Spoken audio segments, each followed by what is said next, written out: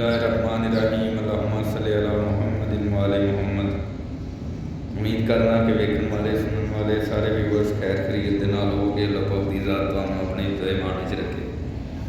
दोस्तों अज का जिहड़ा वाक़या अज की जिहड़ी गल है कि तुहाडे लई आया वां और तुहां बड़ी देर की कहावत एक गल सुनी होएगी, नाच ना जाने आंगन टेढ़ा। ये कहानी ये गल कित्थों बनी, ये किंज गल टुरी, इस बारे तुहानूं अज मैं थोड़ा जिहा जिहड़ा ना दसदा।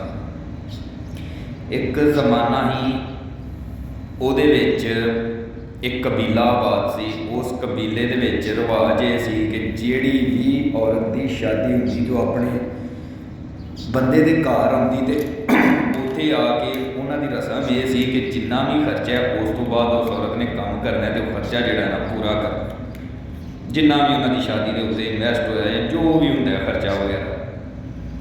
इंज ही एक घर उस जमाने च आबाद सी ते उन्हां दी शादी हुई, औरत घर आई, कोई 4-5 दिन हफ्ता 10 दिन उन्होंने खुआया पियाया, ये वो सेवा खिदमत की।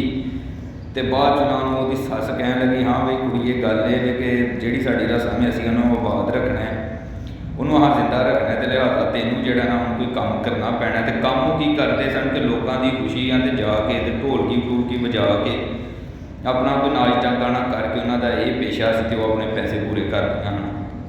खैर कुड़ी ने बिस्मिल्लाह करके तो जिहड़ा इन्होंने एक्सैप्ट किया, उन्हें आख्या मैं करांगी, मुश्किल नहीं है। वो सस उसकी लैके तो उन्होंने एक घर च गई, तो घर जाके तो ना वो खुशी वाला घर से उत्थे अपना नाच गाना जो शुरू कर दिता।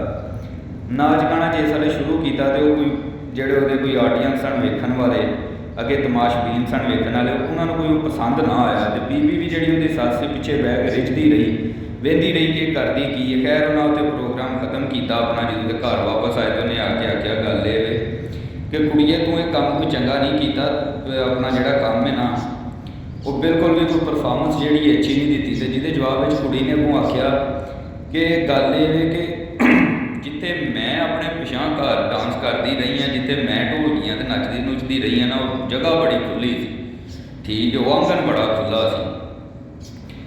तो इसलिए इत्थे जिथे मैं डांस किया ना, इत्थे इन्हां दा जिहड़ा विहड़ा है महला जिहड़ा भी जिथे उन्हें डांस किया वो तंग है। तो पिछे बैठी ही उसकी ननान, तो ननान उन्होंने कह लगी कि वाह बई वाह बड़ी गल बनाई आ, नाच ना जाने ते आंगन टेढ़ा। ठीक है, लिहाजा दोस्तों अज तो जिहड़ा तुहां बड़ी देर की कहावत सुनी ना, नाच ना जाने ते आंगन टेढ़ा, वो असल गल इस गल तो बनी। मिलने हैं एक अच्छी वीडियो के नाल दोबारा इंशाअल्लाह। अस्सलामु अलैकुम व रहमतुल्लाहि व बरकातहू।